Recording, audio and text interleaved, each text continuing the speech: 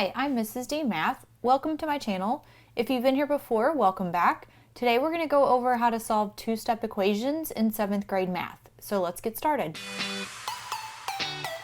So let's talk about the parts of an algebraic equation. And as we do this, I'm going to go ahead and bring up our equation here. So in an algebraic expression, we have an equation. That's going to be your math sentence with two equal expressions. There's always going to be an equal sign, and that means everything to the left of the equal sign has the same value as everything to the right. And so what we're doing here is we're trying to figure out what that unknown is on the left side. So let's talk about the unknown. The unknown is our variable. This, in this case, is represented with the letter X, but it's going to be a letter representing an unknown value. That X represents a missing number to make this sentence complete, or this math sentence equal. So we have the variable. We also have a coefficient. The coefficient is the number that is multiplied by the variable. In this case, it's a fraction. So this would be the same as X divided by 2, but we can also write it 1/2 X. So it doesn't necessarily have to be a number next to the variable, but even when you have X divided by 2, that is a form of multiplication. If there is no number next to the variable, then it's understood to just be 1. Constant is our number or fixed value. So in this case, we have a -6 on the left side and we have a 4 on the right side. Those are going to be our constants because those numbers are not going to be able to change. So let's go ahead and go about solving this equation. And anytime we're solving an equation, you do have to make sure that you are solving for X. So our goal is to isolate that X. We want it to be on the left side all by itself. So a couple things we have to do here. We have to find the center of our equation because we want to keep it balanced. So I like to draw a line down the equal sign to understand that everything is either moving to the right or the left of that equal sign. And whenever we want to keep something balanced, we have to do the same thing to both sides. So in this case, the first thing that we want to remove is that -6. We want to get rid of that so that we have 1/2 X by itself. And in order to get rid of a -6, I have to add 6. That makes this 0. But anything I do to one side of that equal sign, I have to do it to the other side to keep this equation balanced. So on the left side, we only have 1/2 X left. We've eliminated that -6 by adding 6. On the right side, we have 4 plus 6, which is 10. So now I know 1/2 of X equals 10. So the 1/2 and the X are multiplying. So in order to undo multiplying by a half, I'm actually going to multiply by 2. So I'm going to, in essence, do the reciprocal of 1/2.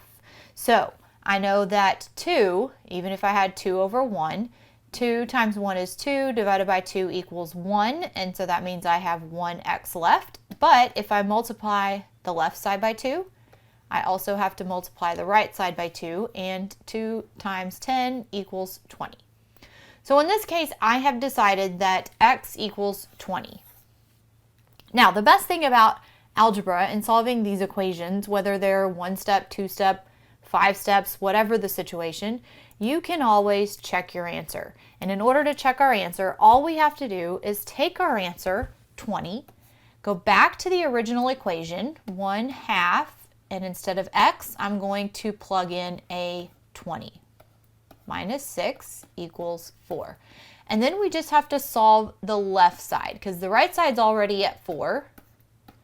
So if I do 20 times 1 divided by 2, I get 10 minus 6, and I know that 10 minus 6 is 4, and 4 equals 4. So I just proved that 20 is the correct answer for the value of x.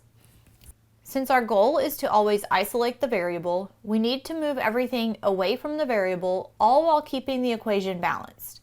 Just take it one step at a time and use inverse operations. So remember, inverse is going to be those opposite operations. So let's try another problem here. So again, I have an equation, an algebraic equation. I have the left side equal to the right side. I also have a variable x. I have a coefficient, -4 times the x, and then I have two constants, 14 and negative 18. So let's go ahead and solve this problem here. So I'm going to put a line down the equal sign, and I have to keep both sides balanced. Again, we're using inverse operations, and since we're not solving a problem, which in this case, if we were to solve a problem, we would use order of operations. Since we're having to solve for the value that is part of the problem, I'm actually going to work PEMDAS backwards, which means I do have to get rid of the add or subtract first. So if it kind of helps you understand the reason behind that, we always want to move whatever's adding or subtracting first. So in this case, I have plus 14, and if I need to remove that, I'm going to subtract 14, and remember, whatever I do to one side, I have to do to the other side. So now this minus 14 plus 14 has been removed. I have negative 4x left on the left side. Now, on the right side, I have to be really careful because I do still have to follow my integer rules.